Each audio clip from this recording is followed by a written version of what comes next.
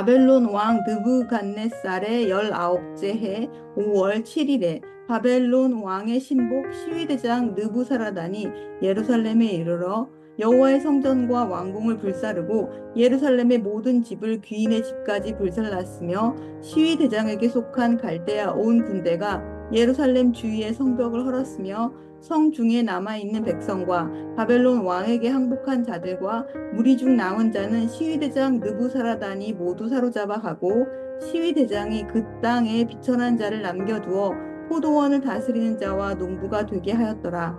갈대아 사람이 또 여호와의 성전의 두 놋 기둥과 받침들과 여호와의 성전의 놋바다를 깨뜨려 그 놋을 바벨론으로 가져가고 또 가마들과 부삽들과 부집게들과 숟가락들과 섬길 때에 쓰는 모든 놋그릇을 다 가져갔으며 시위 대장이 또 불 옮기는 그릇들과 주발들 곧 금으로 만든 것이나 은으로 만든 것이나 모두 가져갔으며 또 솔로몬이 여호와의 성전을 위하여 만든 두 기둥과 한 바다와 받침들을 가져갔는데 이 모든 기구의 놋 무게를 헤아릴 수 없었으니 그 한 기둥은 높이가 18규빗이요 그 꼭대기에 놋 머리가 있어 높이가 3규빗이요 그 머리에 둘린 그물과 석류가 다 놋이라. 다른 기둥의 장식과 그물도 이와 같았더라.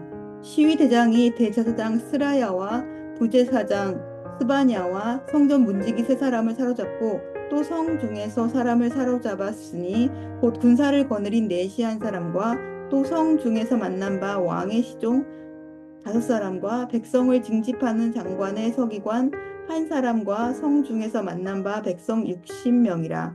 시위대장 느부사라단이 그들을 사로잡아 가지고 리블라 바벨론 왕에게 나아가매 바벨론 왕이 하맛 땅 리블라에서 다 쳐 죽였더라. 이와 같이 유다가 사로잡혀 본토에서 떠났더라. 유다 땅에 머물러 있는 백성은 곧 바벨론 왕 느부갓네살이 남긴 자라. 왕이 사반의 손자 아히감의 아들 그달리아가 관할하게 하였더라.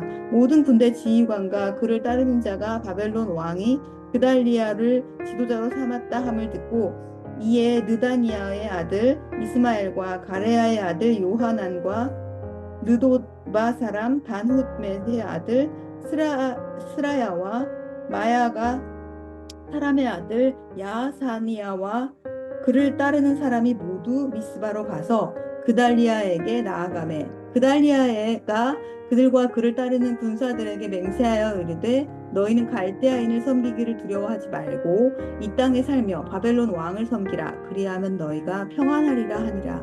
7월에 왕족 엘리사마의 손자 느다니아의 아들 이스마엘의 부하 10명을 거느리고 와서 그달리아를 쳐서 죽이고 또 그와 함께 미스바에 있는 유다 사람과 갈대아 사람을 죽인지라. 노소를 막론하고 백성과 군대 장관들이 다 일어나서 애굽으로 갔으니 이는 갈대아 사람을 두려워함이었더라.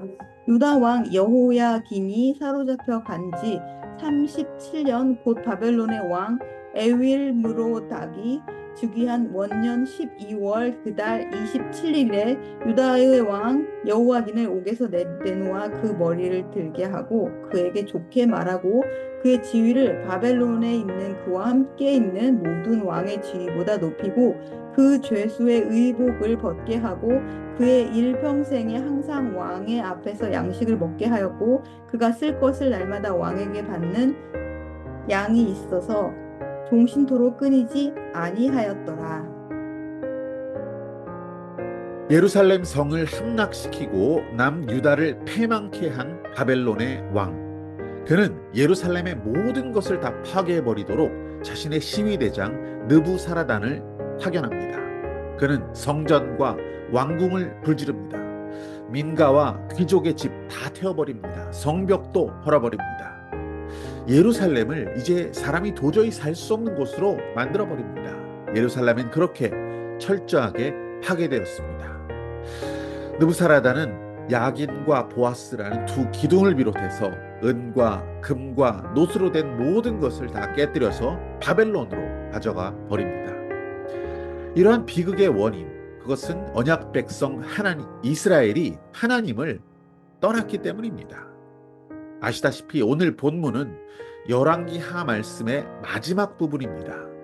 북이스라엘의 멸망에 이어서 유다의 멸망, 그 안타까운 마지막 기록을 오늘 말씀은 남기고 있습니다. 하지만 마지막에 반전이 있는 것을 확인할 수가 있습니다. 마지막 4절을 보시면 유다의 19대 왕 여호야긴에 대한 기록을 하고 있는데, 그는 포로가 되어서 잡혀간 지 37년 되던 해, 즉 나라는 이미 패망했고 한참의 시간이 흐른 후에 감옥에 있다가 그 감옥에서 나오게 되는 장면이 있습니다.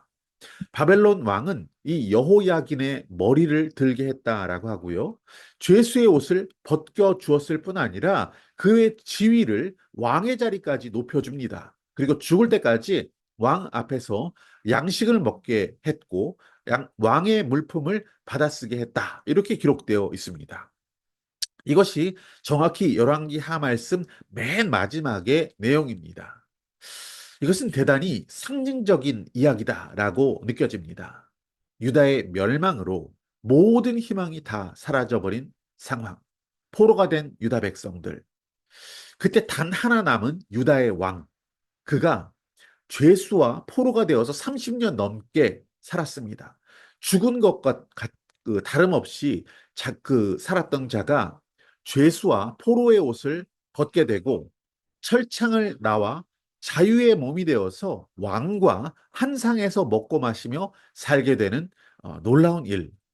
이것이 이 말씀을 볼 때 우리가 이스라엘에 내려진 이 징계가 끝나게 되는구나. 그리고 회복의 시간이 찾아오는구나. 라는 것을 우리는 알게 됩니다. 그 회복, 어떤 것입니까?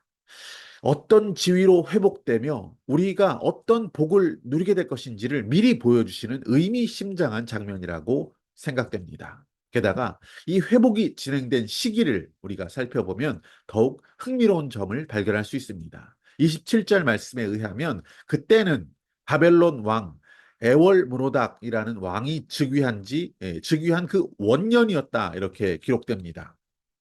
이것은 BC 562년경입니다. 유다는 멸망하고 포로 생활을 시작했습니다. 그 포로 생활이 시작된 지 25년이 되는 시기였습니다. 포로 생활 25년. 이것은 한 세대가 지나갔다는 것을 의미합니다. 이제 그 다음 세대, 즉 바벨론에서 나고 자라서 이미 포로의 정체성을 확고히 한 자들이 생겨난 바로 그 25년이 지난 시기였다는 것입니다. 포로로 끌려가서 살았던 가장 어둡고 힘겨운 시기, 희망이 이제는 거의 다 사라져버린 그때, 포로 생활의 암흑기 한가운데 있는 시간, 그 시간에 벌어진 사건이었습니다. 기대와 희망이 다 사라지고 그저 하루하루 눈물과 절망 가운데 살아갈 수밖에 없었던 그때, 소망 없는 노예가 되어 있었던 그 이스라엘, 하나님은 이스라엘의 마지막 남은 왕인 여호야김을 풀어주시고 회복을 소망하는 그 이스라엘에게 빛을 비추어 주셨던 것입니다. 절망 외에는, 짙은 어둠 외에는 아무것도 보이지 않은 상태가 되었지만 그 절망과 어둠 넘어서 일하시는 하나님, 그 하나님께서 희망의 빛을, 소망의 동이 터오르게 하셨다는 것입니다. 우리가 아무리 힘겹고 어려운 시간을 지나고 있다 하더라도, 아무것도 보이지 않는 절망의 터널을 지나고 있다 하더라도 하나님의 일하심이 있다는 것을 믿어야 합니다. 하나님은 우리의 모든 삶의 시간과 과정 가운데 동행하시는 분이십니다. 우리의 아픔을 체휼하시는 하나님은 우리가 다시 일어설 그날의 소망을 위해서 지금도 일하고 계시다는 사실입니다. 여호야김, 그를 자유인으로 풀어주시고 왕의 지위를 회복하게 하시고 왕이 먹는 음식과 물품을 공급하심으로 하나님의 회복이 어떠한 것인지를 드러내셨습니다. 우리는 다 택하신 족속입니다.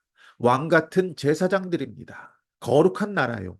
하나님의 소유가 된 백성이라는 사실, 그것을 저와 여러분에게, 그리고 이스라엘 백성들에게 그렇게 드러내셨던 것입니다. 하나님은 우리를 어두운 데서 불러내신 하나님이십니다. 이미 우리를 그의 기이한 빛에 들어가게 하신 분이라는 사실이죠. 우리는 그러한 주님께서 우리를 어떻게 회복하실 것인지를 믿습니다. 그분의 일하심을 우리는 믿습니다. 의심치 않고 하나님의 회복을 소망하는 자의 인생 가운데 일하시는 신실하신 하나님을 찬양합니다.